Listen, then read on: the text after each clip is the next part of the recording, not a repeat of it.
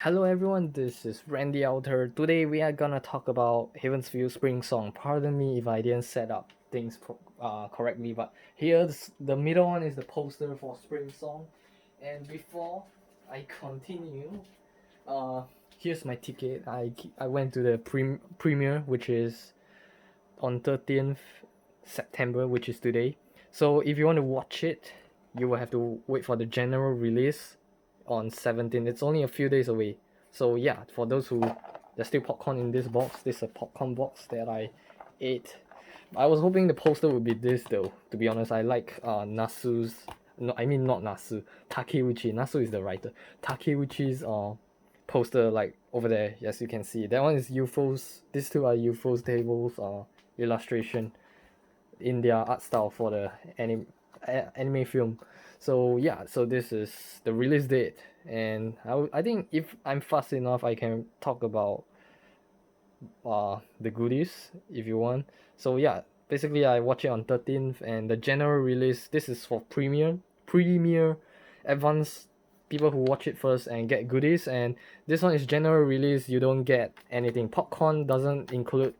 So basically, you have to buy it. Yeah.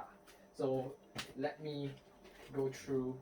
I will do a video on goodies, but anyways, so this is the general idea of the goodies I got. Clear file folder of major fight scenes.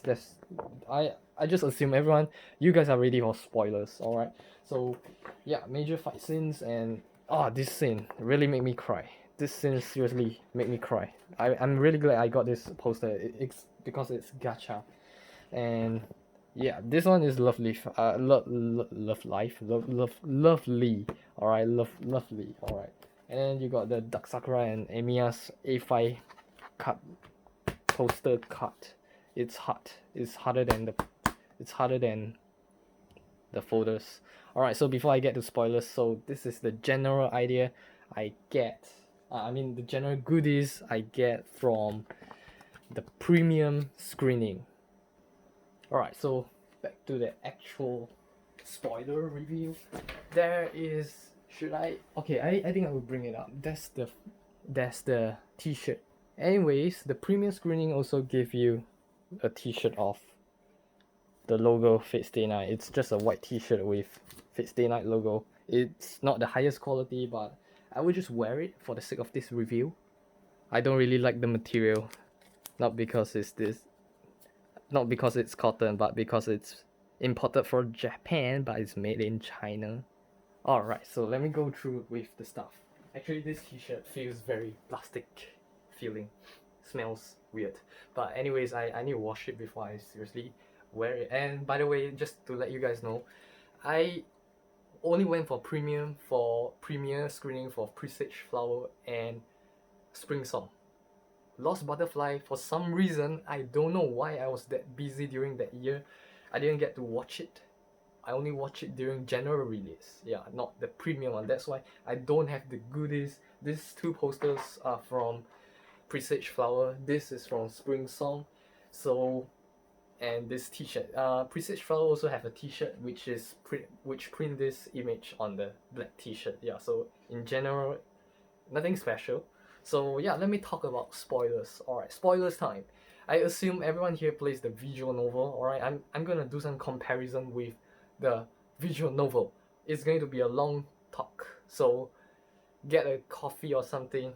We are going to talk about Heaven's Feel Spring Song. I haven't really talked about Presage Flower and Lost Butterfly because I was too lazy to do I don't know individual video. I will just review it. Like I will be focusing on Spring Song. Alright. So Presage Flower in general, faithful adaptation. Everything, the whole trilogy is a faithful adaptation. So yeah, Presage Flower, good solid building up, and then you got Lost Butterfly, good fight scenes, memorable, and yeah, from there Spring Song. Alright, Spring Song. We continue off from Lost Butterfly.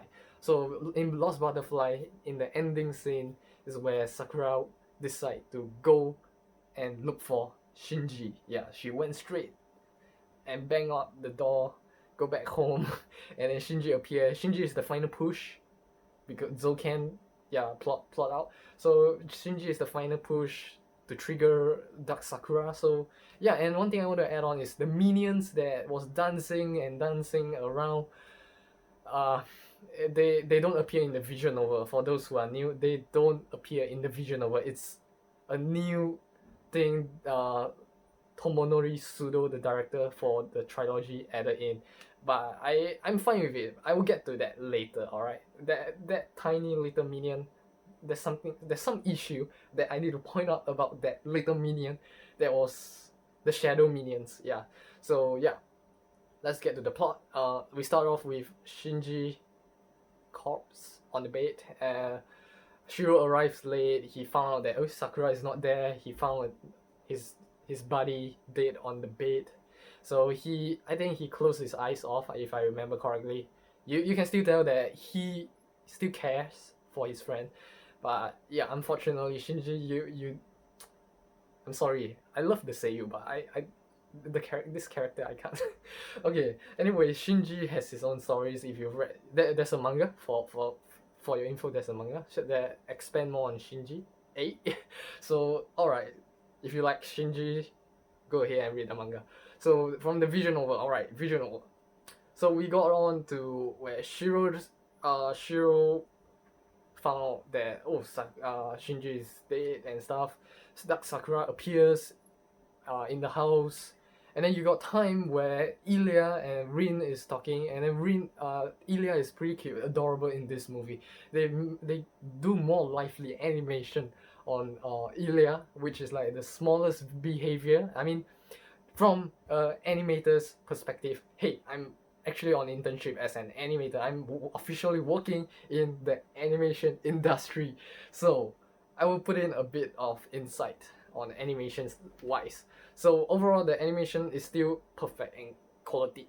Yeah. So other than that, Ilya's what I would say, the little stuff she does, her little actions, is amazing. So she and Tosaka Rin have a conversation where she asks her, how does it feel like to be a big sister. So you can roughly know what's the idea going on. Basically, Ilya is technically the elder sister to Shiro. So yeah, she's asking it. So from there we get to the scene build up to Sakura appearing. She want to take Ilya. The movie went straight out to fight scene in this spring song movie, straight up. So what happened is that Sakura, she appears and then take Ilya away. Ilya just submit to her right away, stick perfectly to the visual novel. But I think they added something is that Saber Alter and Shiro's conversation is cut short. We all know that visual novel is long, but yeah, they cut a lot of things short. So the thing is, this movie feels, how do I put it? It feels race. It feels like a race. It's rushing. It feels rushed, but the pacing wise is still good. But you can tell it's a little bit rushed. Only the action is where I feel like the action is the taking up most of the time, which I don't think it should. But yeah, back to the topic is that Dark Sakura take Ilya away, and then Shiro tries to rescue Ilya. And yeah, actually I like the scene where they add in Kotomine Kire and Shiro driving. Kotomine Kire driving Shiro to Einsburn's castle. Yeah, that scene was nice, and they talk about stuff that is related to justice and stuff, and Kiritsugu stuff. They didn't mention Kiritsugu in this movie for some reason, but they only mentioned the ideals, which is perfectly fine. But hey, I actually wanted more cameos of Kiritsugu in this movie. So we all arrive, and actually the big difference is the shadow thing. Alright, basically most of the thing is at night. Fate stay night at night. But in the visual novel, it's all in days for some reason. I don't know why, but maybe because they are lazy to do a night background or something for the forest. Especially the fight scenes in the visual novel takes place in daylight. Yeah, so that's the change in the movie. Yeah, so in the movie, Dark Sakura appearing, the whole thing fits to shadow I like it. Nice touch up. But in the visual novel, it's just daylight. There's no shadow and stuff. Yeah, so it's just dark sakura in the middle of daylight, which is weird. But yeah, I will give that a star. I will give a star. I will give a thumbs up for Ufotable on their visual marketing. So from there we rescue Ilya, and yeah, from there Ilya gets more adorable for some reason because Hagu hug. They hug a lot. Shiro and Ilya hug a lot in this movie. You can tell Ufotable is strongly emphasizing on siblings bonding. Demon Slayer. Yeah, Demon Slayer. Siblings bonding. Yeah. So they focus that on siblings bonding.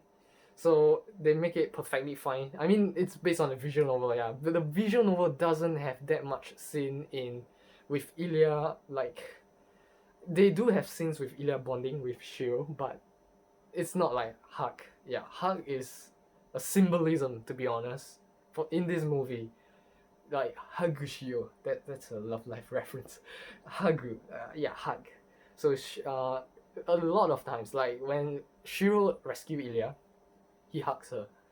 I mean, yeah, it's to like Ilya was like telling him to like, no, I told you not to follow us and stuff like that. But Shiro is like, I don't care. Yeah, that is the point where you start to like Shiro more because he's becoming more and more Khalid Shiro, more and more strong, firm as in muscle. I mean, personality wise, he's harsher in this movie compared to the previous two movies. The previous two movies is like he's like going through trauma. This movie, his character is solid, very solid. So from here on, we went on to straight away we rush. It's like checking the box list. Wow, I hate to say that, but this movie feels like a checklist to me because I'm the visual novel player. We know what is going to happen, but but there's another thing is that the way that they executed that is perfect. I like how they black screen it sometimes, like when they are moving on to the next scene. That is perfectly fine. Where I mean, most movies do that, Hollywood movies. So animation wise, everything is fine, everything is good. But just I feel like for vision novel players, people who got spoiled, people who read the Tide Moon wiki, they know the checklist. I mean, you know what's gonna happen. You just like, oh, this scene happened, take. This fight scene happened, take. But I mean, they spoiled it with all the poster and stuff during the promotion, so can't help it. But yeah, for those who are newcomers without any spoilers, I think they will enjoy the movie more than visual novel players myself. But the fight scenes were really good. They were out of the world. So they move on to escaping the castle. Dark Berserker, Corrupted Berserker appears. You get the scene where the famous scene where Kirei, all the visual novel players know, Kirei fighting assassin at the same time carrying and escaping with Ilya. Yeah, and moving on from there, Shiro do 9 lives blade works. That few moments with Ilya is like bonding scenes. From this movie, I feel like this movie is literally Ilya's route and Sakura's route merged together. We all know that in the visual novel. We all know that Nasu even mentioned before that there was supposed to be a Ilya route, but due to constraint and deadlines and stuff, they have to get the visual novel out in 2002. They are rushing in deadlines. They merge it together. So yeah, I still appreciate that because it gives Ilya another good reason to be, I mean, a good character. It just gives her a good character instead of like, oh, she's a heroine, that's why Shiro likes her. No, because right now from a different perspective, right now they are siblings that are not connected by blood, but the bond is there. This movie is good. Alright, I don't care what you guys say. This is not about incest and stuff. I don't care. Haters can say whatever they want. The siblings bond is strong. I don't care. I'm looking at it clean, alright? Not like those freaking idiots looking at Demon Slayers Dojin. Yeah, Tanjiro and Nezuko. No, not that kind of shit, man. Okay, not that kind of stupid stuff. So basically, Shiro and Ilya, the sibling bond is strong. That I believe that is what Kiritsugu would want to see before he passed away. Yeah. So in this movie, they emphasize a lot on like Kiritsugu traveling. I mean, Lost Butterfly have mentioned. Taiga in Lost Butterfly have mentioned in the few scenes where Kiritsugu travel a lot, and Ilya was listening. Ilya was paying attention, and so basically you know that Ilya knows that Kiritsugu is actually Kiritsugu had been actually trying to travel, going overseas to visit Ilya, but because for reasons Fate Zero, they don't let him see Ilya. But yeah, but from here you can see that the Emiya family is still bonded no matter what happened. So moving on, Nine Lives Blade Works. Oh my gosh, it's so good. From the visual novel, they didn't put in a lot of monologue going on. I'm fine with that. Some people might not like that because it emphasized on the stress, the pain he's going through on his left arm. So I don't care. The line where Archer said, give me chills, where he said, can you keep up with me? When Shiro take out the strap and basically unlock the arm. It was amazing. The whole scene was amazing. Him jumping out of the wall, him jumping out into the sky and stuff was amazing. He was smashing Berserker from the sky down. I didn't expect that because in the visual novel, we all know that Nine Lives Blade, during the Nine Lives Blade Works scene, he was always on the ground, and then Berserker is that giant monster. He's fighting upwards. Yeah, but this time around, he is doing Nine Lives Blade Works. Trigger off. That sent me chills. The Emiya team was nice. I really love it. It wasn't rocky and stuff. I did put up a Emiya version there, but it's a fan rearrangement. So yeah, the actual Emiya team is more sad, more orchestra. Yuki Kajiura, yeah, the same composer. So the thing is that Nine Lives Blade Works was amazing. I wouldn't say that it's the best, but it was good enough. Maybe I have too much expectation on that scene, but I really love how when he do Nine Lives Blade Works, it wasn't just like slashing all around like the vision over slashing in a circle or stuff, like nine slashes. The way they did it in this movie is four slashes. You can see the ground. There's like literally like cat scratching the marks of claws scratching on the ground. Yeah, four and then the final slash. That's what Shiro did. So from there on, there's this part where I feel like it's lacking is where Ilya was like looking at Shiro from the back, and that part I feel like her monologue is the more important part. They cut it off. I feel like the part where she said that Shiro is not himself anymore because of him using that arm. He will, yeah, stuff like that. Like those things, I feel like it's important, but they remove it. It's fine. I still forgive that because the animation is good. The main thing about all these three movies is that the Tomonori Sudo, the director for all these three movies, has done the storyboards. So storyboards, what is storyboard? Storyboard is like how the scene will works. What is the next segment? How the character will appear on the screen. So that's what animators like us have to learn as well. So Tomonori Sudo, usually in Hollywood and big movies, directors don't really do this. But Japanese wise, it's amazing that Japanese directors do that. But I'm not sure about Hollywood stuff. But I'm sure that Japanese is the only only directors, if they are capable of doing storyboards, draw storyboards, they don't have to hire storyboard artists. They do it themselves. Yeah.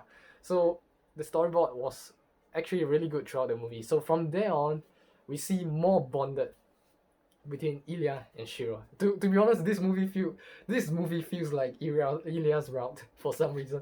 So yeah, going on, we went on from fight scenes to Kirei fighting Assassin and Zoken. That was amazing. And the baptize scene where Kirei did it on Zoken. That chant was straight out from the visual novel. It was amazing.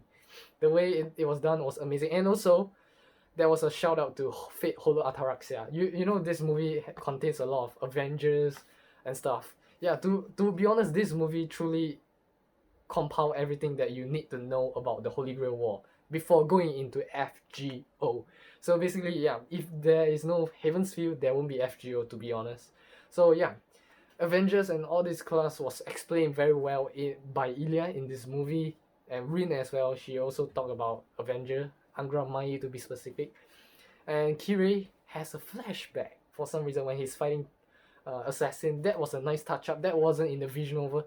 That was in the visual novel, but that was not shown. That was all in a pile of text. Yeah, you know, visual novel are just, not every scene has a illustration. It's just a pile of text. So there's this scene. I'm really glad they animate that part where Kirei's wife, you know, Fate Holler Ataraxia, the white hair, yellow eyes heroine from Fate Holler Ataraxia, Karen, Hortenacia. I can't remember the surname. I'm sorry, but yeah, Karen or Karen. Yeah, her mother, which is Kira, is her dad. Yeah, so her mother appears, and yeah, we get motivation talks and how Kira, you know, his stuff, basically Kiri stuff. I will leave it up for you to explore in the movie. So from there on, we move on and move on. It feels rushed. Creating the sword part was amazing. I really like that part. Creating the sword, the Zelch sword, is where they give you a glimpse of the three founders of the first Holy Grail War. Yeah, basically the first magic guy, I can't remember his name, Chris Welch. Basically, he created this Zelch sword. Ilya was using Shio's arm. They were going into this world to look for this, to recreate this sword for Rin. Yeah, so he went through what's that? They went through a small adventure and looked for that sword to replicate that important sword. So, oh yeah, one thing I want to add on is that when Dark Sakura took Ilya away, they were going for the key. The key that they mentioned was actually the dress, the Haven's dress, which Ilya is going to wear in the last part. This thing, yeah, the dress. So yeah, that was the key when they mentioned going back to Einsburn's castle to get the key. Yeah, basically one of their mate is the dress. You can read up Type Moon Wiki. But anyways, it's provided in the visual novel players. I'm pretty sure those who update the wikis are visual novel players. So yeah, Sela, to be specific, Sela, the maid, she was the Haven's dress, but in human form. That's her true form is the Haven's dress. I don't know about the other maid. I'm sorry, I can't remember the other maid's name. I'm not sure her role, to be honest. I only know that she was key. I can't remember, correct me. It's been like a few years since I played the visual novel. She's like the key. Ilya's the gate. I mean, she's the Holy Grail, but in a way she's the gate. The dress works as the door or something like that. There's so much stuff going on. But anyways, back to the adventure where Ilya and Shio was on. They went back and you get to look at the three founders of the Holy Grail War, the Makiri, Zokan, Einsburn's Judith, the first white hair girl, I would call, the first Einsburn's, and then the third one, Tosaka, Mr. Tosaka. So the three of them try to recreate, and the thing they left off is that Makiri was hesitating when they do the whole ritual for the first Holy Grail War. Makiri hesitated, which is Zokan. He lived for 500 years. He hesitated. The thing they didn't add in the movie is that they only show him hesitated. In fact, in the visual novel, he was in love with the first white hair girl, the Judith Einsburns. I don't know if I pronounced that name correctly. I'm sorry about that if I pronounce it wrongly. So yeah, he was in love with that. So you get the idea. His wish was basically to get to see her again. But over 500 years, he kept rotting. He was rotting. So mindset change, time change. So yeah, things happens. So from there, we went on create the sword. It was like a rushing. We went on.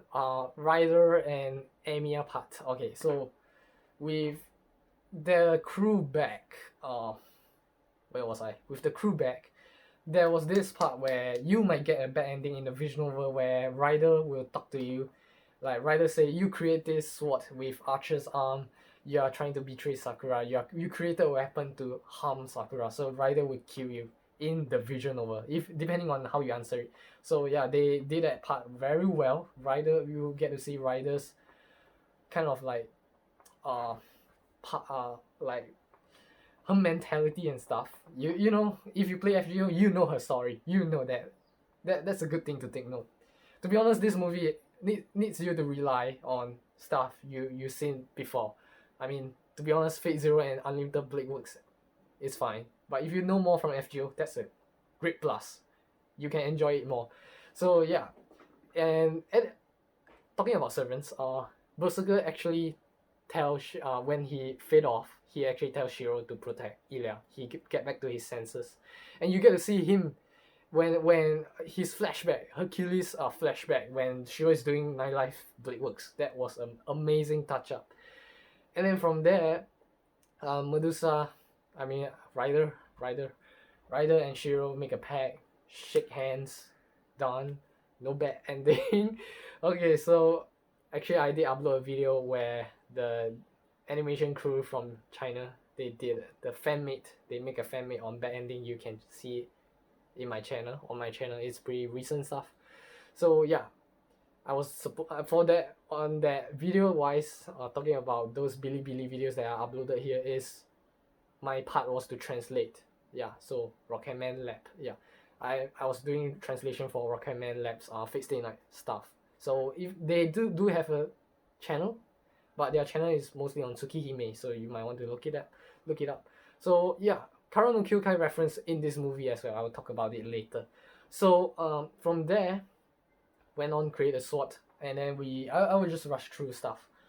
Saber Outer versus Medusa. This fight scene was amazing. This fight scene, even though Medusa said that she takes two minutes on full 2 minutes to fight Saber Outer, but the fight scene, I think it lasts about 10 minutes.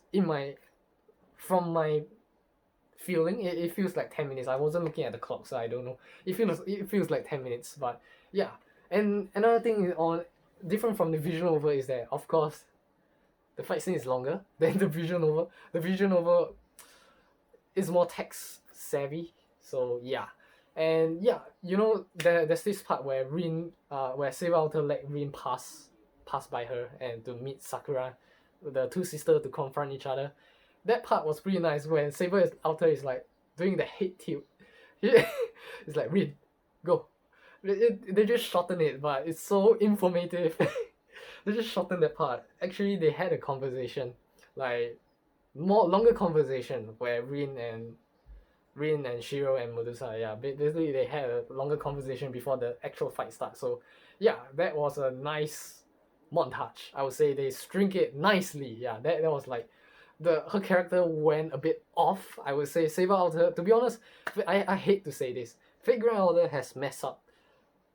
Fate Grand Order didn't mess up. Fate Grand Order is more of a fan service of all these characters, to be honest. Because Saber Outer is not just about hamburger and stuff.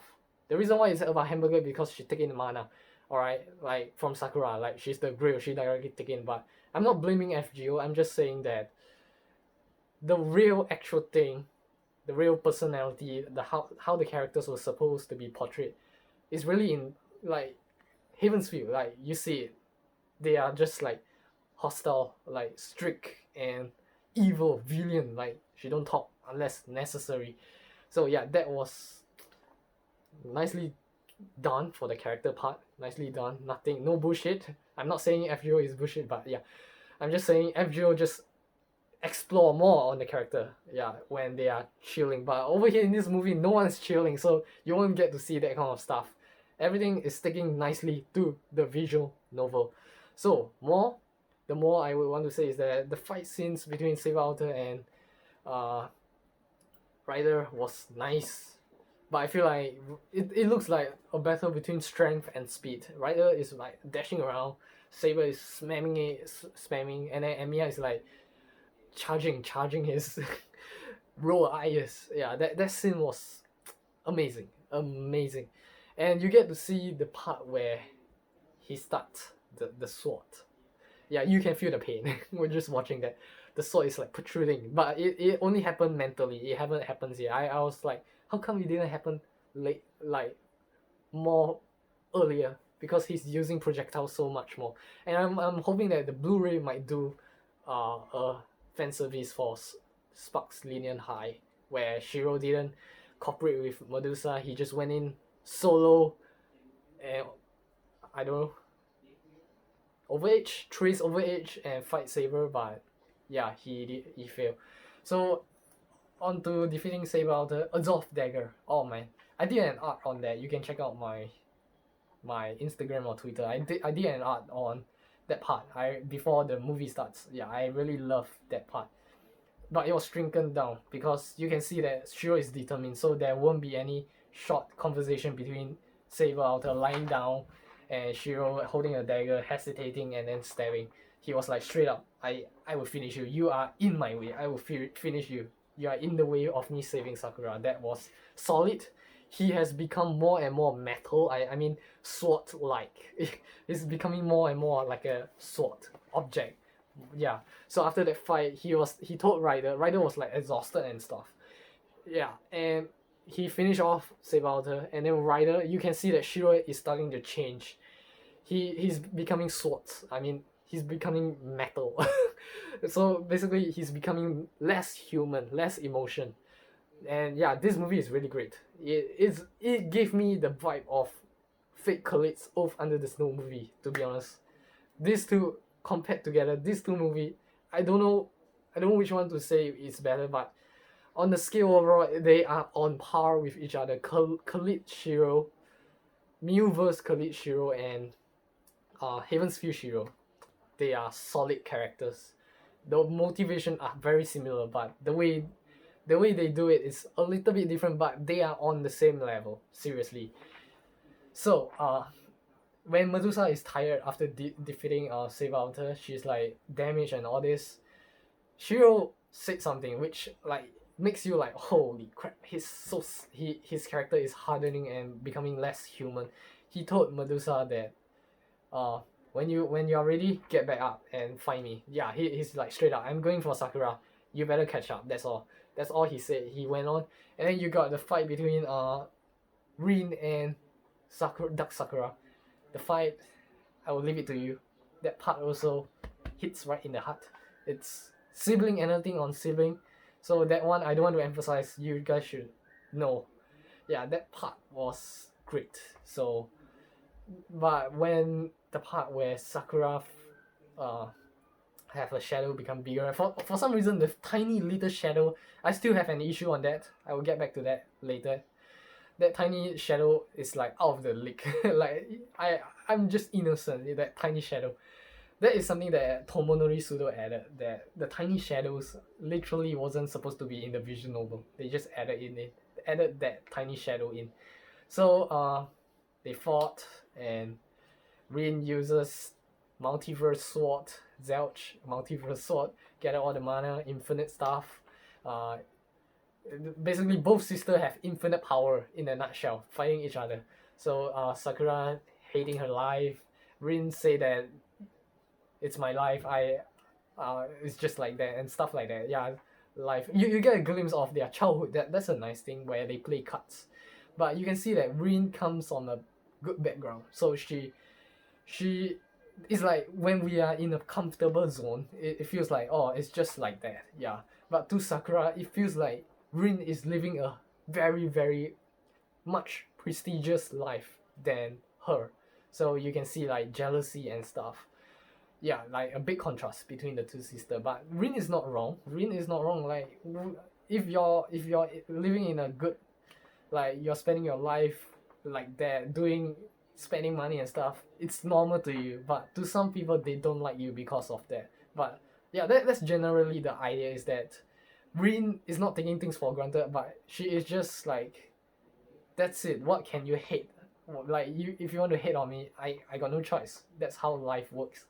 So Sakura, on the verge of stress, she breaks off, and then try to finish Rin. Rin used the sword, but she didn't. She threw the sword, take a big explosion. There's a lot of white screen in this movie for some reason. And then she used a dagger. It looks like a kitchen knife. I mean a butter knife. Anyways, she wanted to, in a way you thought she's gonna stab Sakura. No, she didn't. They kept it nicely in the from the visual novel. Yeah, so oh yeah, I want to mention is that behind Sakura, Dark Sakura was the giant character Grail, and the 3D done by Ufotable was awesome. I really like how they stage up the stuff. So, anyways, back to Dark Sakura and Rin is that uh they didn't show how Rin got injured. So I have my friend who was watching with me. He was asking, how did Rin got injured? So yeah, that's something for visual novel players. We need to talk about it. So basically, the shadow has already damaged Rin. She's just like holding it up. Yeah. So yeah, she hugged her, and then yeah, that's one of the postcard. Like seriously, Ufotable's marketing right now is like spoilers postcard, sell it. So yeah, that was in the postcard where Rin hugged Sakura. So Rin falls, she wasn't dead, but Sakura thought she was dead, so she's going haywire. But she comes back to her senses. Yeah, in a way, you can see that Shinji triggers her off to become Dark Sakura, but Rin turns off the trigger to make her come to her senses. So you see a contrast, nice. I mean, red and blue, nice contrast. So the character wise, a very nice contrast. Shiro continues to dialogue wise was very nicely done. Even though it's a short amount, like the actual thing that is happening in this movie is actually a short amount of time, but the dialogue make it worth 2 hours. So between Shiro and Sakura right now, he there wasn't blade protruding out of him at that time. So I was like, look, oh, how come? Slowly, he the more projectiles he do, the more the sword start coming out of his body. So what we see here is Sakura and how do I put it? Sakura he's trying to save Sakura. So all this time he's flying around, which is nice. The animation for the rocks and stuff was very nice. So she gained back her senses, but Angra Mayu, like they talk about the lore on Angra Mayu.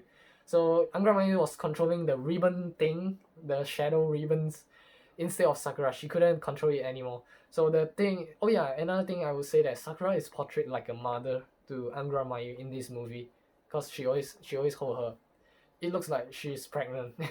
I mean, she keep calling it a child. Yeah, when at the beginning of the movie when she's confronting Rin, she call Angra Mayu a child. So anyways, back to Shiro. Uh, running towards Sakura, Dark Sakura. So she traced out Rule Breaker. Yeah, so everyone was like, how come? But anyways, yeah, he traced out Rule Breaker just like in the vision over, stab it in Sakura, and then release her. And yeah, one thing that wasn't mentioned, I mean, it was shown. One thing that was shown in the visual novel, if you play the visual novel, there was this scene where she's wearing the black dress, and then it pops off. Yeah, it was animated, so there's no nudity. It's fine. It's just like the Lost Butterfly fan service scene. We all know that. Yeah, that scene. So they don't show any no nipples and stuff. It's safe, still safe, in a safe territory. And then the little minion, another problem I would bring up, the little minion again. The little minion is like, to be honest, I feel like the little minion represent the pure side of Sakura, like the weak side of her. So I think that's something they added in, which is not in the visual novel, which is nice. But I don't get it because it's still a shadow. The element is still a shadow. It's still evil, but maybe that's the pure side, so it's fine. So yeah, that little shadow came to the unconscious Sakura. I would just call it a he. That little shadow turns into a dress, and then so Sakura will be wrapped up in a dress, so it won't be that uncomfortable to viewers. I mean, there are female fans, so better respect women. Seriously. Okay, so from there, I would say that